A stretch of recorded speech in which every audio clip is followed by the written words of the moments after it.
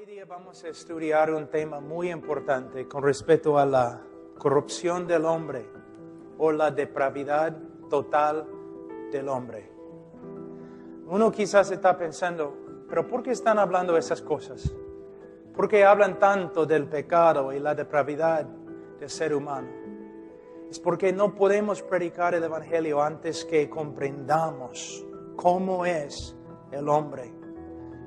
Que nosotros humanamente, en la carne, no podemos convencer a un hombre para que se convierta. Tampoco podemos manipular a una persona para que se convierta, para que venga a Jesús. Pero en el día de hoy podemos ver mucha manipulación en el evangelismo. Personas que a la fuerza toman una decisión, pero no duran. No asisten a la iglesia, no crecen en la santidad. Tenemos que entender que el hombre no está enfermo, sino el hombre está muerto en sus pecados. Y no puede ser salvo a menos que Dios obre milagrosamente en su corazón.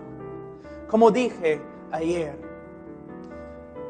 muchos teólogos dicen que la manifestación más grande del poder de Dios en el universo es la conversión de un hombre. Que hay más poder de Dios, más poder divino que se manifiesta en la conversión del hombre que en la misma creación del mundo. ¿Por qué? Con respecto al mundo, Dios lo creó ex nihilo, de la nada. Pero cuando Dios hace de un hombre corrupto un hombre nuevo, recreado a la imagen de Dios, es una obra milagrosa. Como predicadores, no podemos depender del brazo de la carne. Tenemos que depender del Espíritu Santo y su obra en el corazón del ser humano. De una forma, cada uno de nosotros, cuando predicamos o cuando compartimos el Evangelio, nosotros somos como el profeta Ezequiel. Ezequiel, ¿esos huesos pueden vivir? Tú sabes, Señor. Pero Ezequiel sabía, sin una intervención sobrenatural del Espíritu Santo, la respuesta sería no. De la misma forma, en el día de hoy, nosotros como predicadores tenemos una tarea imposible: levantar a los muertos. Nuestra parte es predicar el Evangelio claramente y con poder. Pero Dios es el único que puede dar vida. Voy a aferrarme bastante a un libro que escribí, que ha sido traducido a español, porque quiero comunicarme exactamente, usando palabras exactas para comunicar con ustedes lo que es la depravidad total, lo que es y lo que no es. Voy a leer un párrafo aquí. La pena del pecado de Adán no solamente fue la muerte. Muchos hablan bastante de cómo cuando Adán pecó, murió. Sino también la corrupción moral. Él cayó de su estado original de justicia y llegó a ser una criatura corrupta. De la misma forma, cada uno de los descendientes de Adán no solamente nace bajo la sentencia de muerte, sino también nace moralmente corrupto e inclinado a la maldad. Entonces, el juicio de Dios contra Adán, no solamente la muerte, sino la corrupción moral, la depravidad total. Y nosotros siendo hijos de Adán, si quieres leer más, Romanos capítulo 5, versículo 12, nosotros siendo hijos de Adán, nacemos en pecado. ¿Qué significa también? Nacemos moralmente corruptos, malos. Es evidente notar por la experiencia de cada uno de nosotros y la experiencia colectiva de la humanidad que la corrupción moral del hombre, no es un comportamiento aprendido. Muchos de los psicólogos en el día de hoy, sociólogos y otros dicen que, bueno, el joven se extravió moralmente por causa de la sociedad, o el hombre se extravía por causa de la sociedad en la cual nace. Pero lo que tenemos que ver es que la sociedad es un producto del hombre y del corazón del hombre. El hombre hace lo malo porque el hombre es malo. La corrupción moral del hombre no es un comportamiento aprendido, sino una característica inherente, arraigada profundamente en el corazón. Es una parte de su ser, no una parte superficial. La esencia más profunda de lo que es el hombre es depravado, torcido, pervertido, caído. La historia humana, la literatura secular y sagrada, filosofía y religión abundan con ilustraciones de la lucha del hombre con su propia corrupción y propensión a la maldad. ¿No es cierto? Es cierto. Cualquier persona en esta iglesia ahora podría levantarse y testificar lo mismo. Que hay una lucha tremenda dentro del corazón. Ahora, las palabras inspiradas del apóstol Pablo reflejan la angustia de cada hombre que ha llegado a comprender la realidad de su propia condición moral.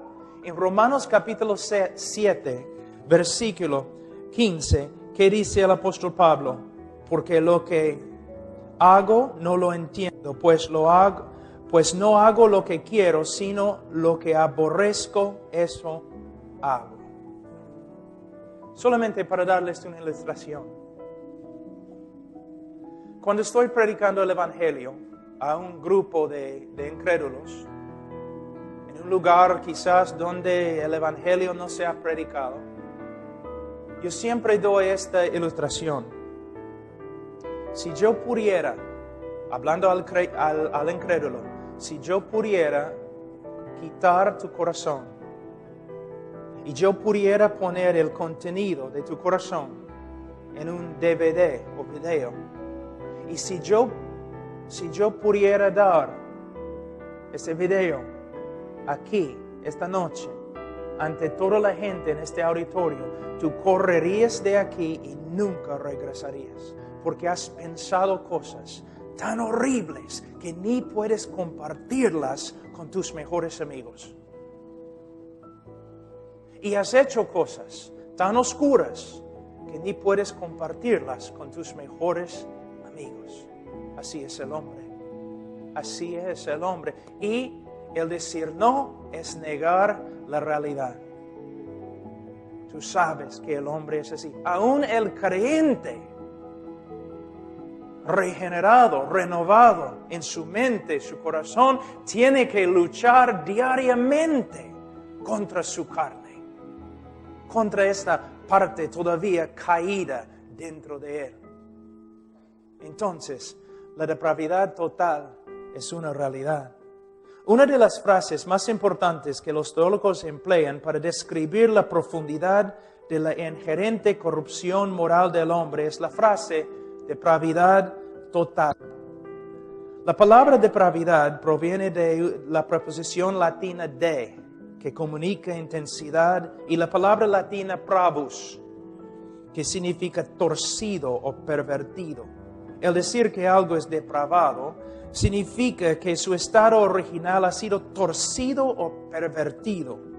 El decir que el hombre es depravado significa que él ha caído de su estado original de justicia y que su misma naturaleza ha llegado a ser extremadamente corrupta. Cuando los teólogos usan términos como la depravidad total o radical, es importante entender exactamente lo que quieren decir. Y ahora vamos a estudiar lo que no significa la depravidad total y lo que significa. Pero primero me gustaría hablar con ustedes acerca de una cosa muy importante. Y vamos a tocar este tema mañana, Dios mediante. Vamos a hablar mañana del libre albedrío. Pero algo que cuando los predicadores hablan del libre albedrío, se olvidan de algo muy importante. El libre albedrío o la voluntad de una persona se relaciona directamente con su naturaleza. Entonces, si su naturaleza es corrupta, entonces sus decisiones van a reflejar esa corrupción.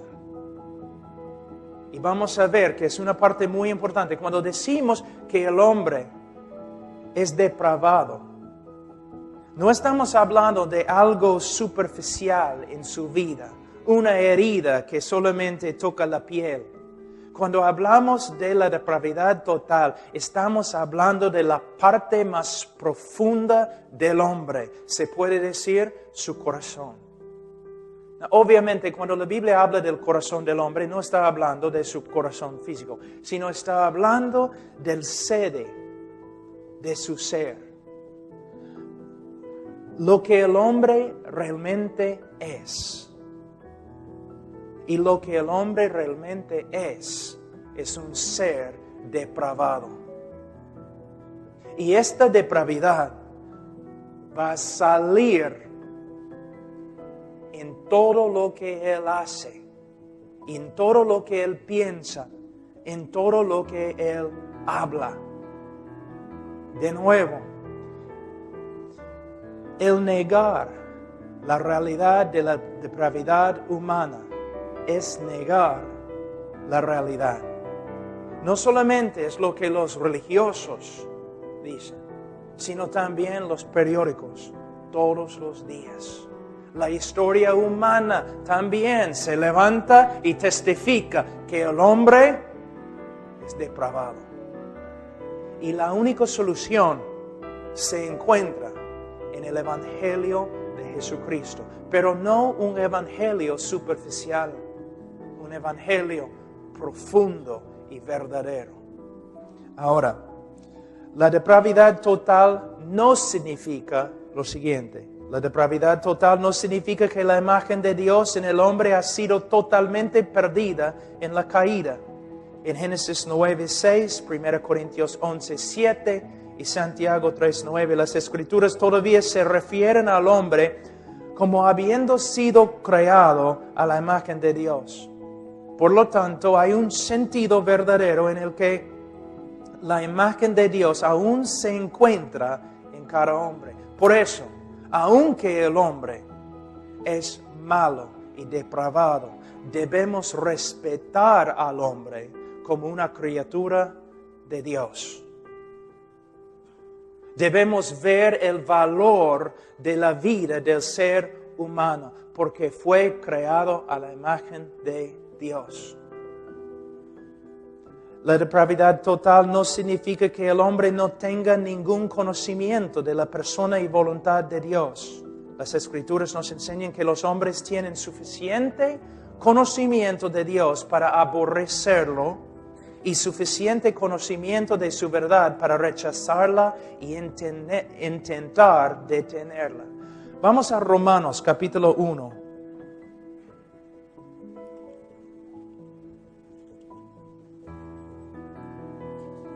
Romanos 1.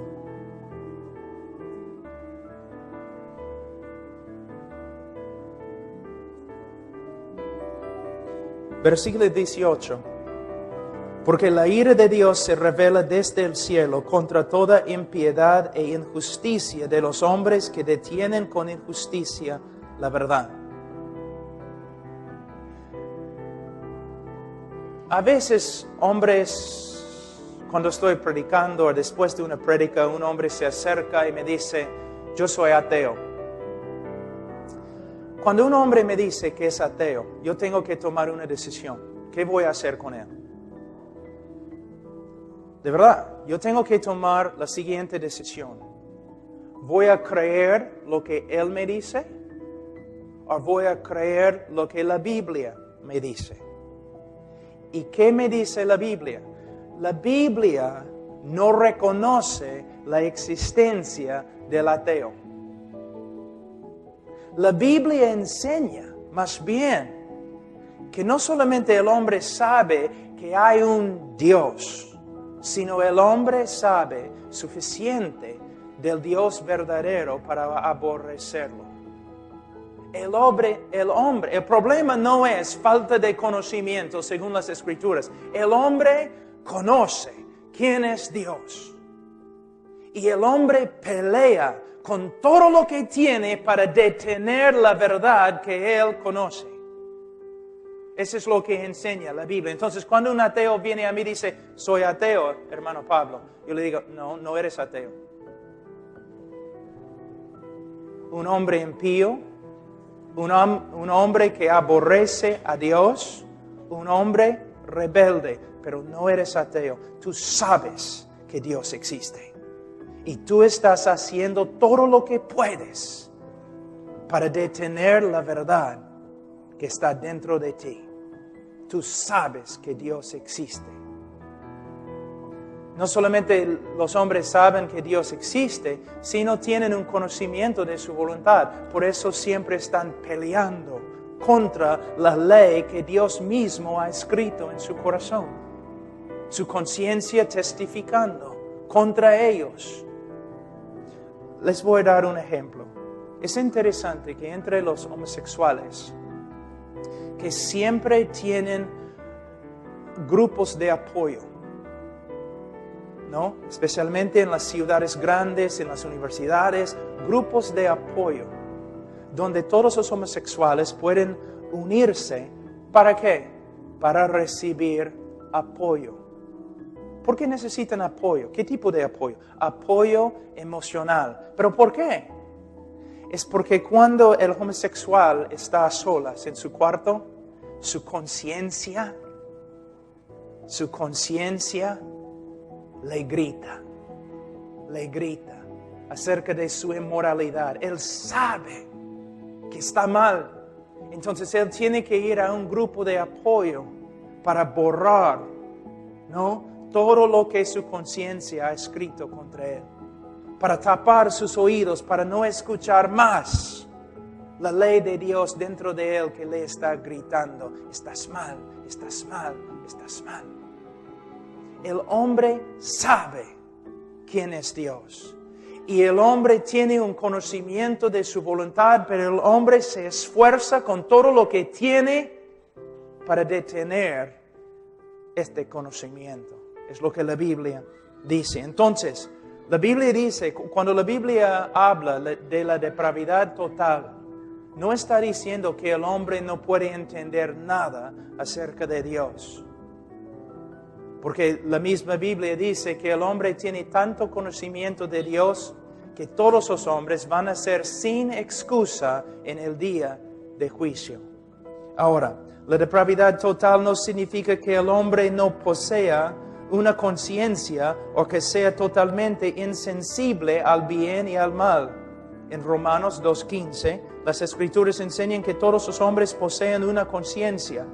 Si no ha sido cauterizado, como en 1 Timoteo 4:2, tal conciencia puede guiar al hombre a admirar virtud y actos nobles. También la depravidad total no significa que el hombre sea incapaz de demostrar virtud. Hay hombres que aman a su familia, sacrifican su propia vida para salvar a otros y hacen grandes obras de generosidad. Se reconoce que los hombres son capaces de amar a otros, servir a su patria y aún llevar a cabo obras religiosas. Pero fíjate, religiosas. La depravidad total no significa que todos los hombres sean tan inmorales o depravados como podrían ser. Que todos los hombres sean igualmente inmorales o que todos los hombres se entregan a cada forma de maldad que existe. No todos los hombres son delincuentes, no todos son fornicarios o asesinos, pero todos son capaces de tales cosas. Lo que los refrena es la gracia de Dios. Ahora, vamos a ver lo que la depravidad total significa. Primeramente, que la imagen de Dios en el hombre ha sido seriamente desfigurada y que la corrupción moral ha contaminado la persona entera. Todo lo que es el hombre, cada aspecto de su ser, ha sido contaminado con la corrupción moral. Podemos ver en el Nuevo Testamento primeramente el cuerpo. Pablo habla de su cuerpo de muerte. También la razón. En Romanos 1:21 vamos a ver, pues habiendo conocido a Dios, no le glorificaron como a Dios, ni le dieron gracias, sino que se envanecieron en sus razonamientos y su necio corazón fue entenebrecido. En su mente encontramos la corrupción moral. En su razón encontramos la corrupción moral. También las emociones del hombre están corruptas. Puedo usar de nuevo la homosexualidad.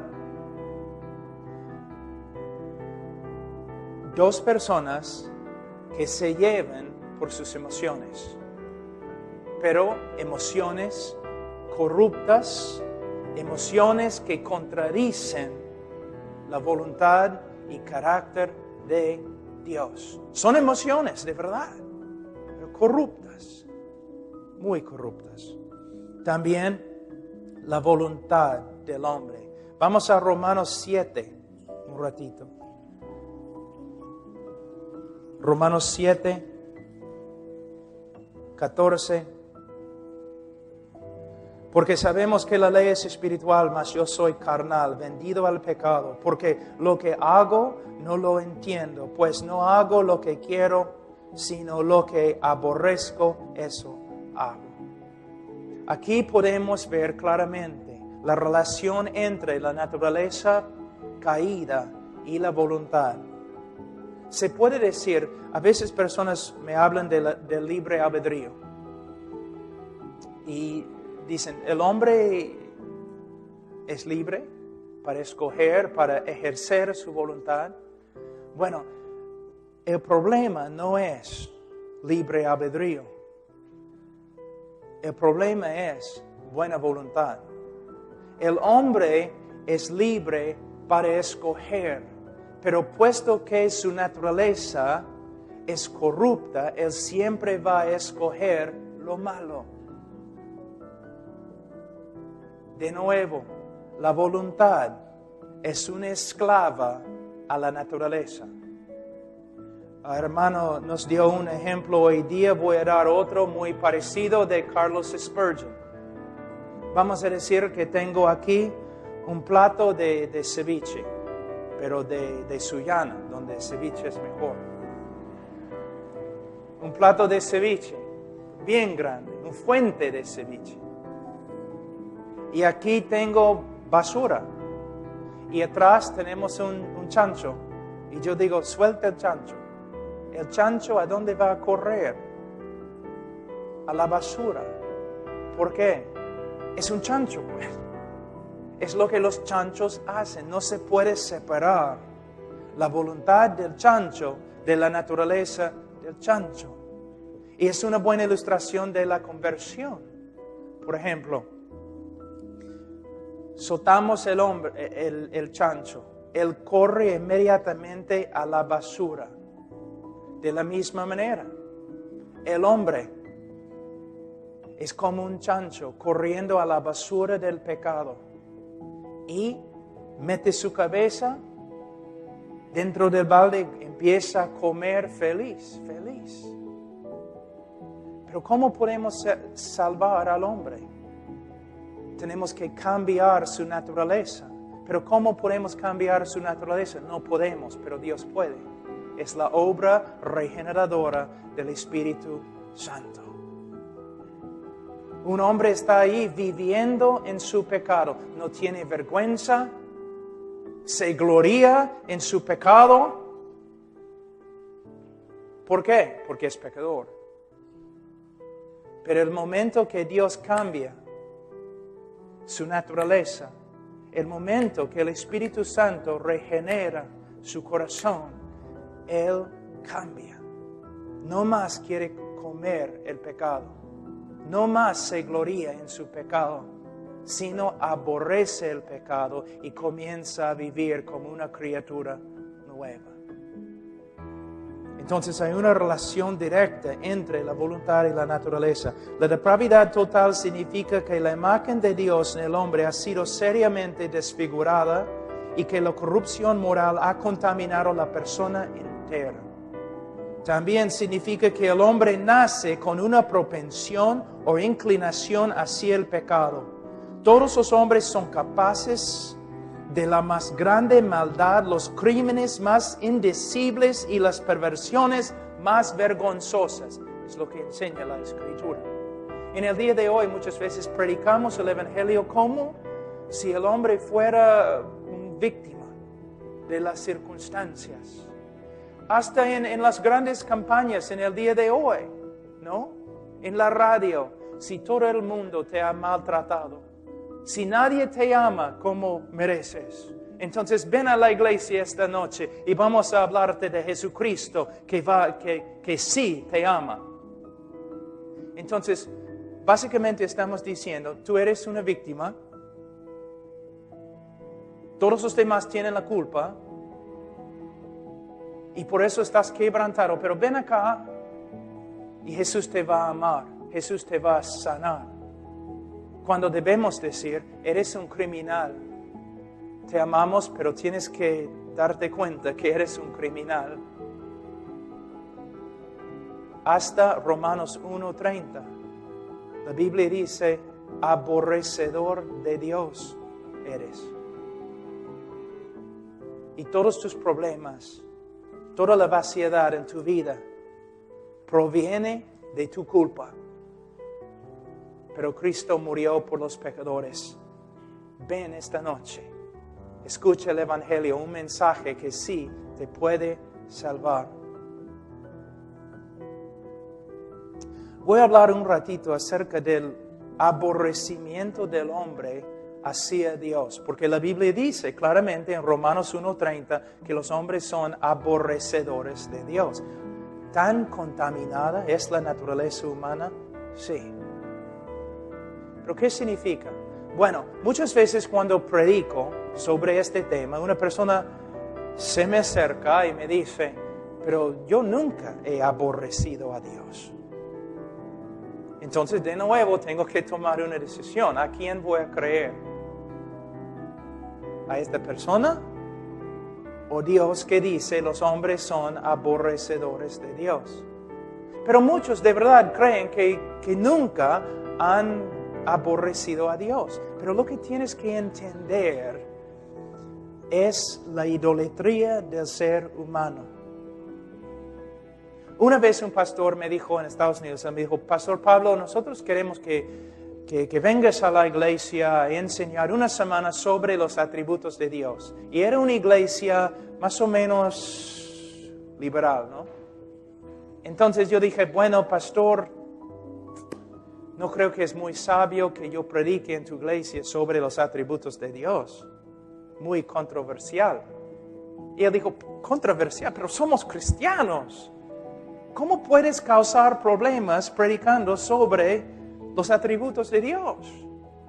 Bueno, cuando empiezo a hablar de la santidad de Dios y cuando hablo de la justicia de Dios y cuando hablo de la ira de Dios, muchos de los hermanitos en la iglesia van a levantarse y van a decir, mi Dios no es así, yo nunca podría amar a un Dios así. ¿Ves? Entonces, lo que podemos ver, escúchenme, pastores, mayormente nadie predica sobre los atributos de Dios en las iglesias. Por eso la gente es ignorante de quién es Dios. Entonces ellos tienen ideas de quién es Dios, ideas no bíblicas. Entonces no están amando al Dios de la Biblia, sino amando a un Dios que ellos mismos han creado, que es más como Papá Noel que Dios de la Biblia. ¿Te das cuenta? Entonces toda la gente en la iglesia está diciendo, yo amo a Dios, yo amo a Dios. Pero no saben nada de Dios. Fíjense, mira, algunos de ustedes se han graduado de seminarios, de institutos bíblicos. ¿Cuántos años pasaron estudiando solamente los atributos de Dios? ¿Cuánto tiempo? Algunos de ustedes están pastoreando años. ¿Cuánto tiempo han pasado solamente enseñando quién es Dios? Y de ahí pensar, ¿pero por qué hay tantos problemas en la iglesia? Ni sabemos quién es Dios. Yo les voy a dar un ejemplo. Es un poco fuerte, pero un día un pastor estaba predicando en Canadá. Estaba predicando ahí en Canadá y un pastor muy conocido, un buen predicador. Y él estaba hablando de la SIDA como un juicio de Dios. La SIDA, el SIDA, como el juicio de Dios. Y una hermana se levantó en medio de su prédica y gritó, no puede ser, el SIDA no es el juicio de Dios para nada. Entonces el predicador dijo, ¿por qué hablas así? Bueno, el SIDA no puede ser el juicio de Dios porque los niños también mueren con SIDA y Dios no juzgaría a los niños así. Todos en silencio y el pastor respondió, hermanita, ¿cuántos niños mataron Dios durante el diluvio de Noé? Te fastidia, ¿no? Lo que dije. Es un Dios. Es peligroso. No es Papá Noel. Es Dios. Hay que temer a Dios. ¿Cómo vas a temer a Dios si ni conoces a Dios? Mi Dios nunca haría tal cosa, pero el Dios de la Biblia sí. Dios de la Biblia, sí. Les voy a mostrarles algo que estábamos viendo esta mañana. Vamos a jugar un poco. Yo voy a dirigir la música ahora. ¿Okay? Vamos a Salmos 36. Les voy a mostrar algo. 136, lo siento. Salmos 136.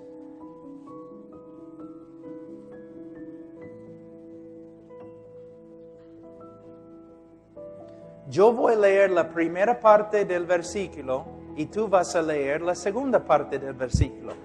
¿Okay? Es la primera vez en mi vida que he dirigido música. Okay. Versículo 1. Alabad a Jehová porque Él es bueno.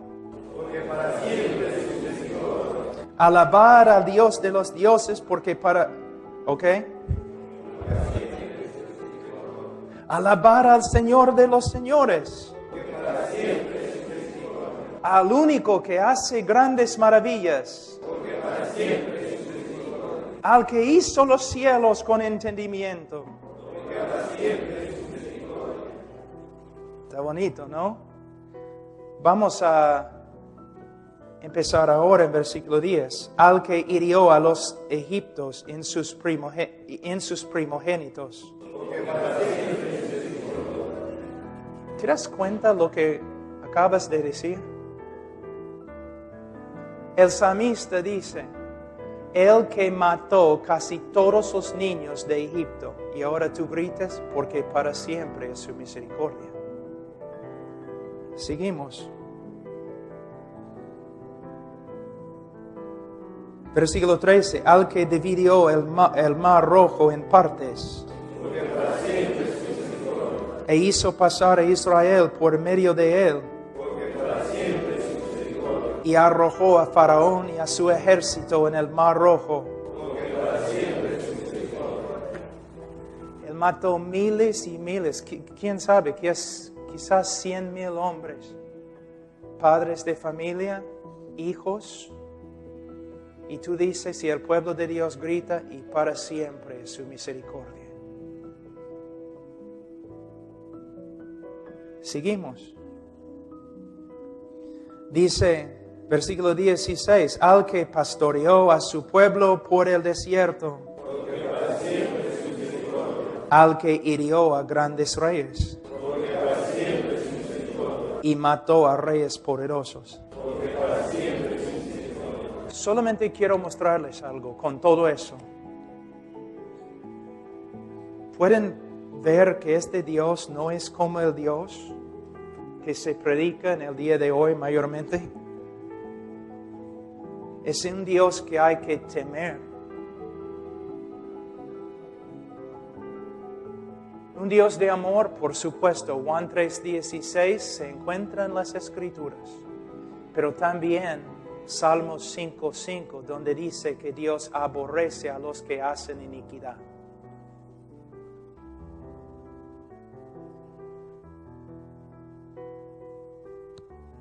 Por eso el hombre es aborrecedor de Dios, aún muchos que van a la iglesia, porque de sus predicadores lo único que ellos han escuchado es algo como Papá Noel, o un Dios que me va a dar todo lo que le pida, un Dios que me va a sanar, un Dios que me va a dar victoria, un Dios que me hace prosperar, y un Dios también que posiblemente te puede matar.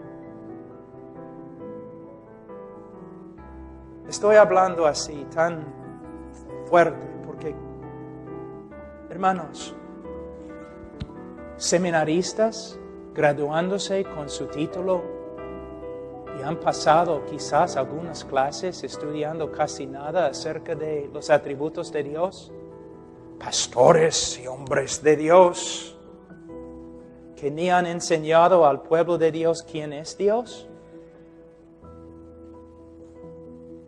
Hay muchos problemas. El hombre es aborrecedor de Dios. De verdad. Ahora,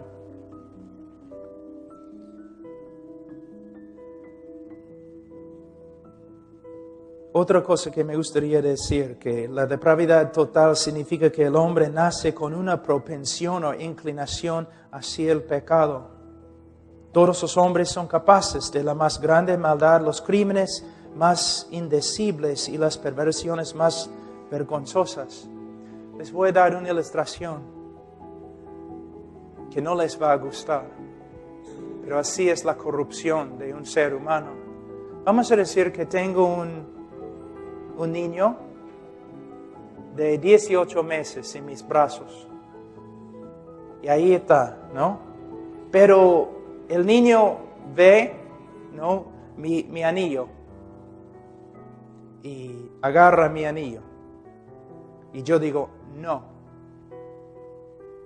¿Y cómo responde el niño? Está bien, papá, no voy a tocarlo más. No, no es como responde.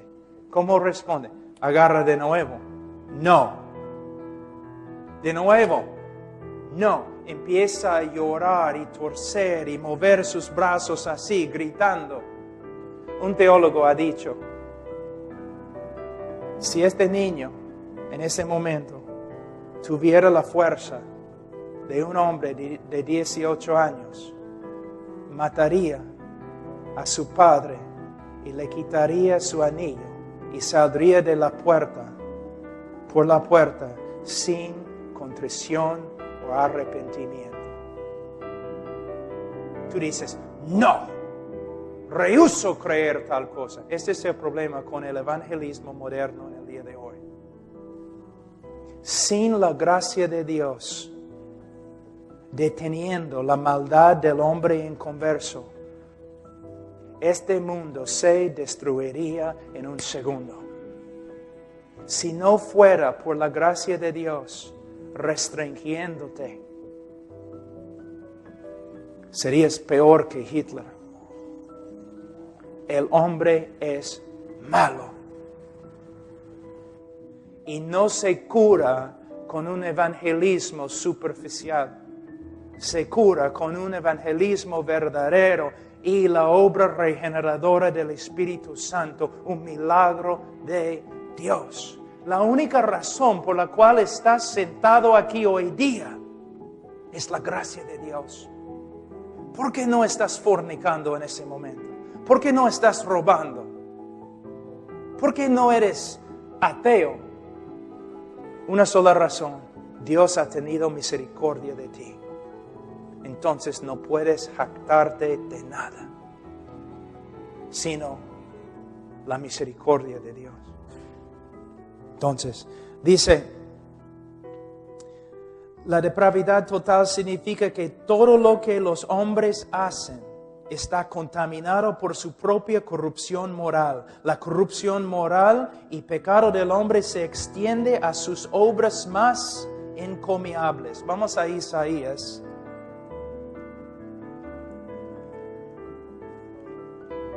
...64...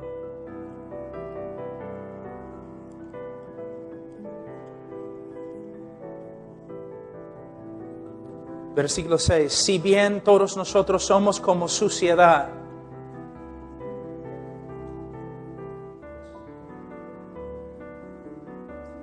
y todas nuestras justicias como trapo de inmundicia. El hombre carnal es así.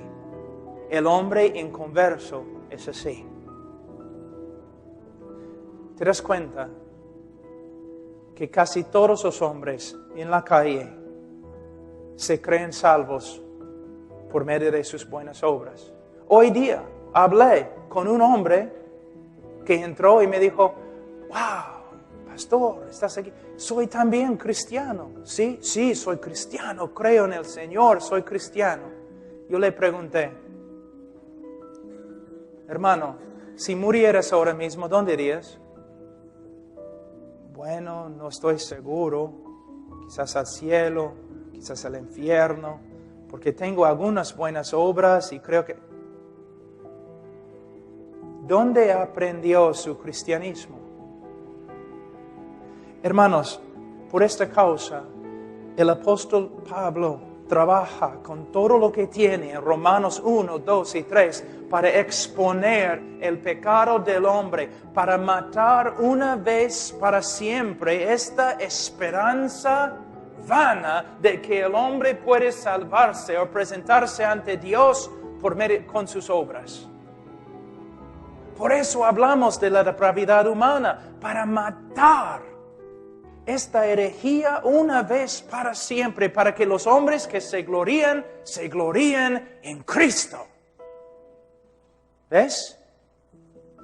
Imagínense que yo trabajé un poquito con los leprosos de San Pablo, cerca de Brasil, en el río Amazonas. Y es algo de verdad que te asusta. La lepra es una de las enfermedades más espantosas que hay. Imagínense, vamos a decir que tenemos un leproso aquí hoy día. Si tuviéramos un leproso aquí, lo habrías olido antes de entrar. Apestan. Y tiene saliendo de su cuerpo sangre y pus. Es horrible. Imagínense que nosotros tenemos aquí hoy día un leproso y todos nosotros decidimos, bueno, tenemos que ayudarle un poco, tenemos que arreglar su vida, ¿no? Entonces, aquí es lo que vamos a hacer. Vamos a Gamarra y vamos a comprar una tela muy, muy fina, la mejor que hay, de sede. Y vamos a venir y vamos a envolver al pobre en la tela, para hacerle presentable, ¿no? A todos. Entonces, compramos la tela, regresamos, hacemos un traje o algo así y ya está. Bonito. Algunos segundos. Pero la corrupción del mismo hombre va a corromper toda la tela hasta que la tela sea tan fea y asquerosa como el hombre mismo. Por eso nuestras buenas obras no pueden salvarnos, porque nuestras buenas obras son tan sucias y depravadas como nuestro mismo corazón. Ahora, estoy hablando del no creyente, del hombre natural, el hombre caído. Pero en la calle hay hombres que están caminando por todos lados creyendo que son salvos por medio de sus buenas obras y muchos de ellos han escuchado prédicas evangélicas. Es importante que denunciemos el pecado en el hombre, que trabajamos, que nos esforzamos a exponer cómo es la condición verdadera del hombre, para que el hombre pueda entonces ser salvo. Ahora, la depravidad total significa que las obras de los hombres no son el resultado. Eso es muy importante. Las obras de los hombres no son el resultado de su amor para con Dios o un deseo de obedecer sus mandamientos. Ningún hombre ama a Dios de una manera digna o como su ley demanda, como en Deuteronomio y Mateo, con todo su corazón, con toda su fuerza. Tampoco hay un hombre que glorifique a Dios en pensamiento, palabra y obra, aunque Dios merece que le glorifiquemos si tomamos agua o comemos comida. Todos los hombres se prefieren a sí mismos que a Dios. Voy a leer de nuevo. Todos los hombres se prefieren a sí mismos que a Dios, y todas las obras de generosidad, heroísmo, lealtad y devoción religiosa son el resultado del amor del hombre para con sí mismo, pero no de un amor verdadero y sincero para con Dios. Hablando del hombre natural, sin Cristo. Les voy a dar un ejemplo. Nosotros siempre estamos pensando horizontalmente en vez de verticalmente. Por ejemplo, cuando testifico a una persona, dice, bueno, voy a ir al cielo porque soy un buen esposo, soy un buen padre, trabajo duro para mi jefe, nunca he matado a nadie. Está pensando ¿cómo? Horizontalmente, así. Voy a ir al cielo por medio de lo que he hecho a los hombres. Pero mira, ni está pensando en su relación con Dios. Tengo una pregunta.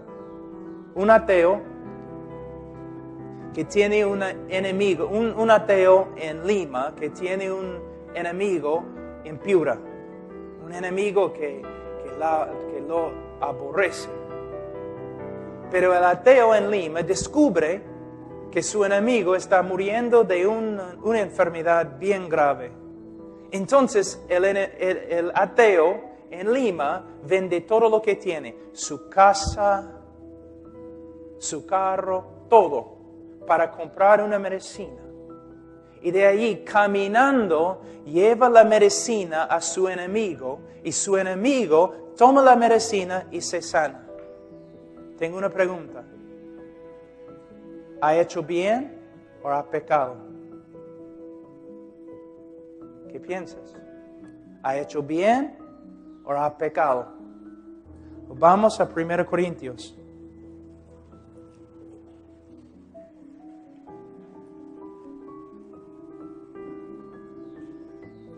Días.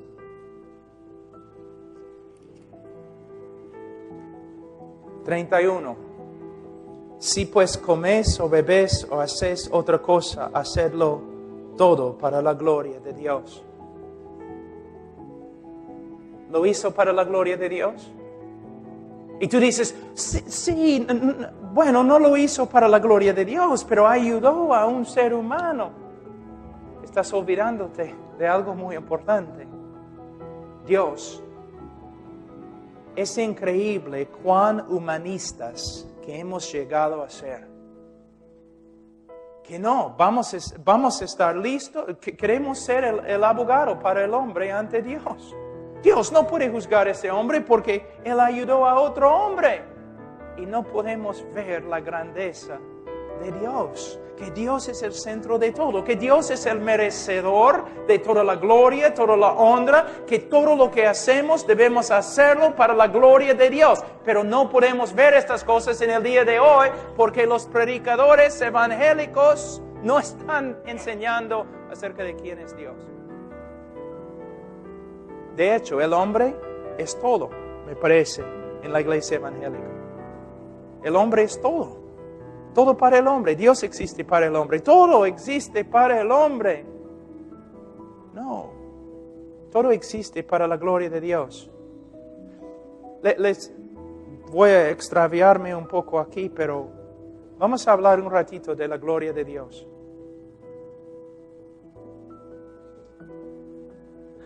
Aquí es un problema teológico. ¿Por qué Dios salvó al hombre? Tú dices, bueno, Dios salvó al hombre porque ama al hombre. ¿Ok? ¿Por qué Dios ama al hombre? Esa es la pregunta. Tiene que haber una razón. Uno de los teólogos más grandes en el mundo, Jonathan Edwards, dijo que las criaturas razonables tienen que tener un fin razonable, una razón por la cual hacen todo. Entonces, si Dios salva al hombre porque ama al hombre, la próxima pregunta es, ¿pero por qué ama al hombre? ¿Qué hay dentro del hombre que invoca el amor de Dios? Pues vamos a ver, el hombre es depravado, impío, pecador, enemigo de Dios, amador de sí mismo. Entonces podemos escudriñar la vida del hombre años y años y años y no vamos a encontrar ninguna razón dentro del hombre por la cual Dios lo ama. ¿Por qué Dios ama al hombre? Bueno, primeramente necesitamos entender que Dios es amor. Pero yo pensaba que Dios hacía todo para mí. ¿No es interesante que yo puedo ir a una iglesia y yo puedo decir, todo lo que Dios ha hecho, Él ha hecho para ti? Y todos dicen, amén. Pero si yo digo, todo lo que Dios ha hecho para sí mismo, para su gloria, por causa del amor que Él tiene para sí mismo. Todos dicen, pero yo no creo que está correcto. ¿Es correcto que Dios hace todo para ti? Pero no es correcto que Dios haga todo para Él, para sí mismo. ¿Pueden ver el problema? ¿Qué pasa? Otra cosa, hay una canción en Estados Unidos ahora muy, muy popular que dice, Dios ama a las personas más que cualquier otra cosa. ¿Está bien en español? No, Dios ama a sí mismo más que cualquier otro ser, cualquier otra cosa. Dios ama a sí mismo. Tengo una pregunta. ¿Cómo se llama cuando tú amas a una persona o una cosa más que amas a Dios? ¿Cómo se llama? Idolatría. No debes cometer idolatría. Tampoco debe Dios cometer idolatría. Dios debe amarse, porque Él es el más digno de amor. Si Él no se ama a sí mismo más que a todos los demás, Él está negando la realidad de quién es. Es Dios. yo tengo un problema, ¿no? Él debe amarme a mí. Ahora, vamos a hablar un ratito de la gloria de Dios, que Dios hace todo lo que hace para su propia gloria. Dios hace todo lo que hace para su propia gloria. Yo voy a mostrarles que no solamente es correcto, pero es algo que resulta en grandes bendiciones para la creación y su pueblo. Les voy a dar un ejemplo. Vamos a decir que estoy parado ahí atrás al final de la reunión y cuando estás pasando por la puerta, yo te doy un chicle. Yo te doy un chicle. Y tú miras al chicle. Y tú sales corriendo y tú vas a todos tus amigos. Mira, es un chicle. Pastor Pablo me ha dado un chicle. Y tú llamas a los periodistas. Y mañana sale en el periódico, Pastor Pablo me ha dado un chicle. Y después, 30 años después, todos tus nietos están alrededor de tu silla. Y ellos dicen, oye, abuelo o abuela, ¿quién es este hombre en este foto acá? Es Pastor Pablo. ¿Por qué está allí? ¿Es familiar o algo? No, un día él me regaló chicle. Bueno, tú necesitas consejería, ¿no? Tú tienes problemas severos. Pero ¿qué pasa si tú estás muriendo y necesitas un trasplante? ¿Ya? Entonces, yo voy al hospital y yo digo a los doctores, mira, toma mi corazón y dáselo. Entonces, me operan y muero. Y tú te levantas el próximo día vivo. Entonces, si tú dices a todos tus amigos, Pastor Pablo me ha dado su corazón, tienes razón. Si llamas a los periodistas y tú dices, mire, yo estaba muriendo y que ni me conoce, me dio su corazón. Y si 30 años después tus nietos te preguntan, ¿quién es este? Tú puedes decir, si no fuera por ni estarías acá. Él me ha dado su corazón. Entonces, se puede decir que la grandeza del regalo demuestra la grandeza del amor que uno tiene para con el otro. ¿Me entienden? Por favor, ayúdame, porque muchas veces no sé si estoy hablando bien. Ahora, si Dios quiere demostrar el amor más grande que tiene a su creación y especialmente a su pueblo, ¿qué debe hacer? Él debe darles el regalo más grande que Él puede dar. ¿Cuál es el regalo más grande que Él puede dar? Él mismo. El juicio más terrible de Dios contra un pueblo es cuando Él se esconde. El regalo más grande, el favor más grande que Él puede dar a una persona, a un pueblo, es manifestarse en la plenitud de su gloria. Entonces, cuando la Biblia dice que Dios hace todo lo que hace para su gloria, significa que a través de toda la historia del mundo, Dios está tomando el centro de la plataforma y está haciendo todo lo que Él está haciendo para revelar su gloria a nosotros. Entonces, aunque la Biblia dice que Dios hace todo lo que hace para su propia gloria, también sabemos que este acto de glorificarse es lo mejor que Él puede hacer para nosotros. Pero el problema es, muchos hombres se aman a sí mismos más que a Dios y desean comodidades, desean cosas, desean su propia voluntad, más que una manifestación de la gloria de Dios en su vida. Ahora,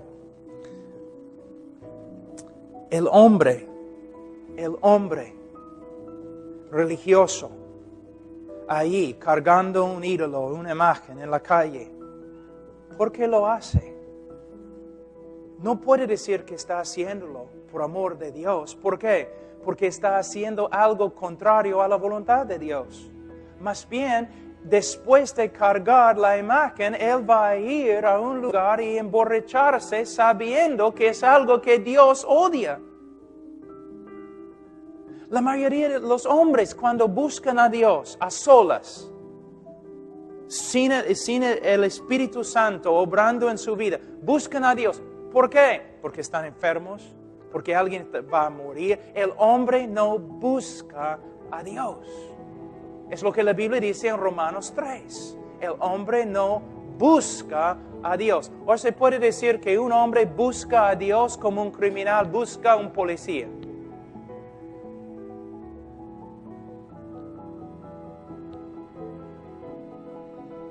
Recuerden lo que dijo Jesús. Ustedes no quieren venir a la luz porque sus obras son malas. Y vamos a hablar de esa verdad mañana. Ahora,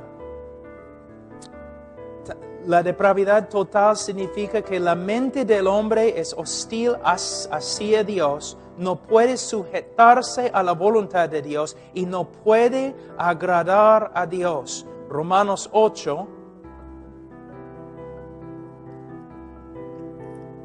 Romanos 8, 7. Por cuanto los designios de la carne son enemistad contra Dios, porque no se sujetan a la ley de Dios, ni tampoco pueden. Y los que viven según la carne no pueden agradar a Dios. Wow. El hombre no puede. Ahora, un ratito voy a hablar de esta frase, el hombre no puede. Muchos dicen, si el hombre no puede buscar a Dios, si el hombre no puede encontrar a Dios, si el hombre no puede obedecer a Dios, entonces el hombre no es culpable. No podemos juzgar a un ciego porque no puede leer un mapa. No podemos condenar a un hombre sordo porque no nos escuche. Entonces, si el hombre no puede buscar a Dios, si el hombre no puede encontrar a Dios, si el hombre no puede obedecer a Dios, todo lo que la Escritura dice, entonces el hombre no es culpable. Pero no es cierto. El hombre no puede, porque el hombre aborrece tanto a Dios. Les voy a dar un ejemplo. Aquí tengo mis notas acá, creo. Aquí. Vamos a avanzar un poco más hoy día. Escuchen un versículo muy importante en Génesis 37, 4. Y viendo sus hermanos, los hermanos de José, que su padre lo amaba más que a todos sus hermanos, le aborrecían y no podían hablarle pacíficamente. Fíjense en la palabra, no podían hablarle pacíficamente. No, tengo un problema. Ellos supuestamente hablaban arameo, como José, pero dice que no podían hablarle pacíficamente. Tenían bocas, tenían lenguas, no eran sordomudos, no podían. ¿Por qué no podían hablarle pacíficamente? Porque le aborrecían. El odio en el corazón de ellos no permitía que ellos le hablaran pacíficamente. Una vez has escuchado una persona, una mujer de muchos años, una anciana, llena de amargura, viviendo con su esposo, y el pastor visita la casa y dice, hermana, yo sé que tu esposo pecó contra ti hace 25 años, pero tienes que perdonarle. ¿Y qué dice ella? ¡No puedo! ¿Ves? ¡No puedo! Tiene lengua, boca, habla español, vive en la misma casa, porque no puede. Porque su voluntad es una esclava de su naturaleza. Su voluntad es una esclava al odio que existe dentro de su corazón. Cuando decimos que el hombre no puede ver a Dios, es porque el hombre odia a Dios tanto que hace así. No quiero. Cuando decimos que el hombre no puede escuchar a Dios, es porque el hombre odia a Dios tanto que dice no quiero. Cuando decimos como Jesús que uno no puede acercarse al Padre, es porque no quiere. Y no quiere porque aborrece tanto a Dios. Por eso Romanos 1:30, los hombres son aborrecedores de Dios.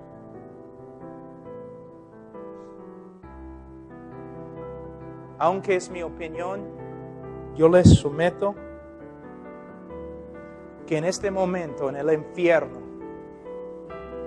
el odio contra Dios es tan grande que si Dios dijera, abre la puerta para que salgan, ustedes pueden salir, solamente tienen que doblarse la rodilla y decir que soy el Señor de los señores.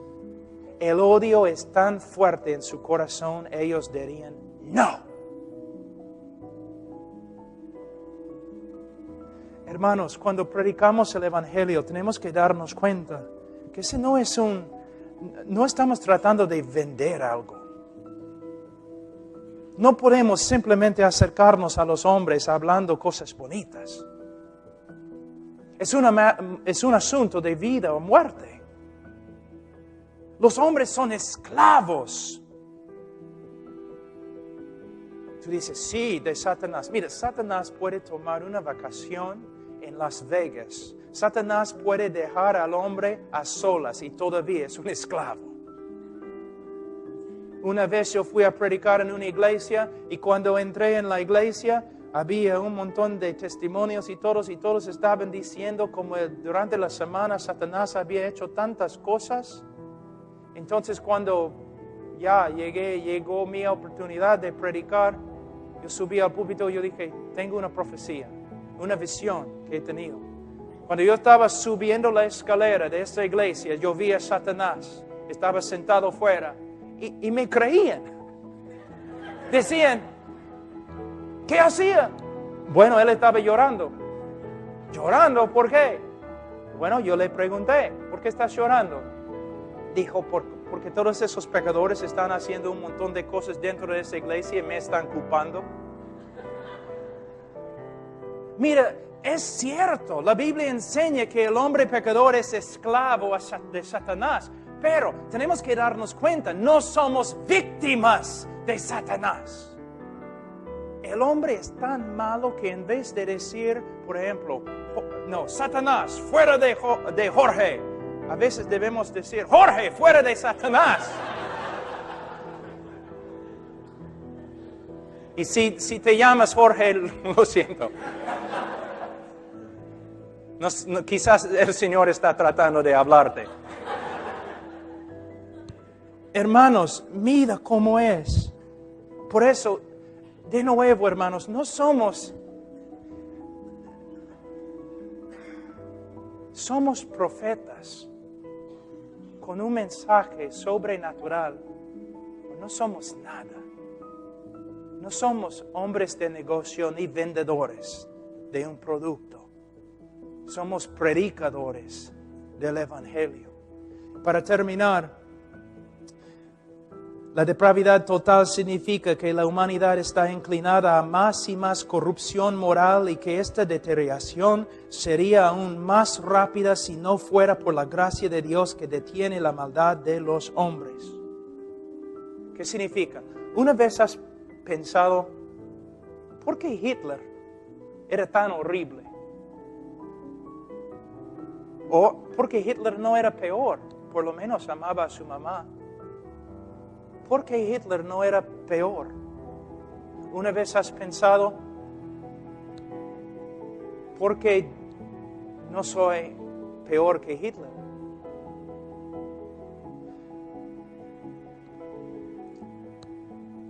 Todos los hombres son iguales con Hitler. Básicamente, en su esencia, todos los hombres son depravados.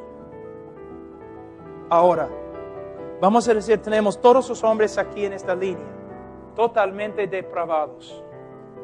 Y la maldad, el estado peor de maldad está por allí. ¿Está bien? Si Dios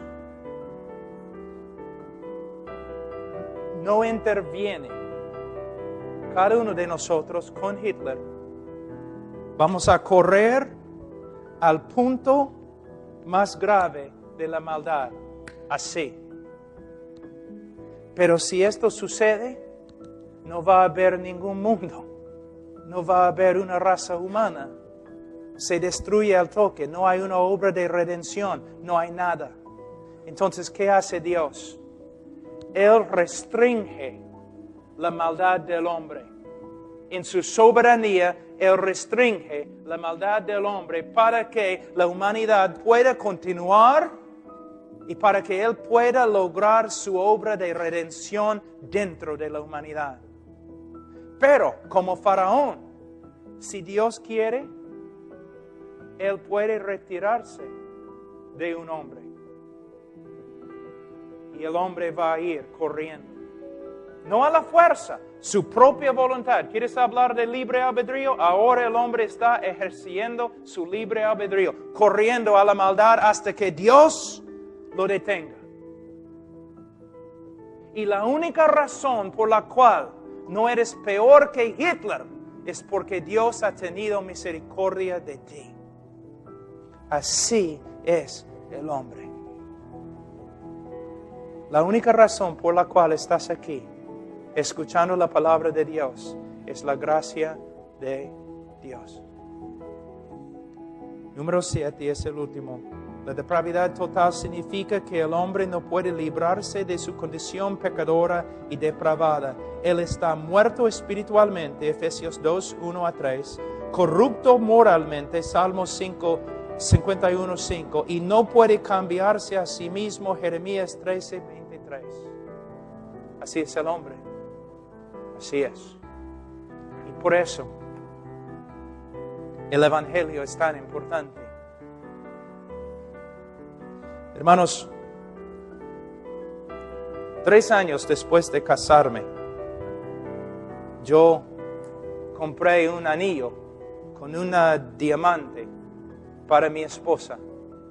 Fuimos a una tienda y yo dije al hombre, quiero comprar un diamante.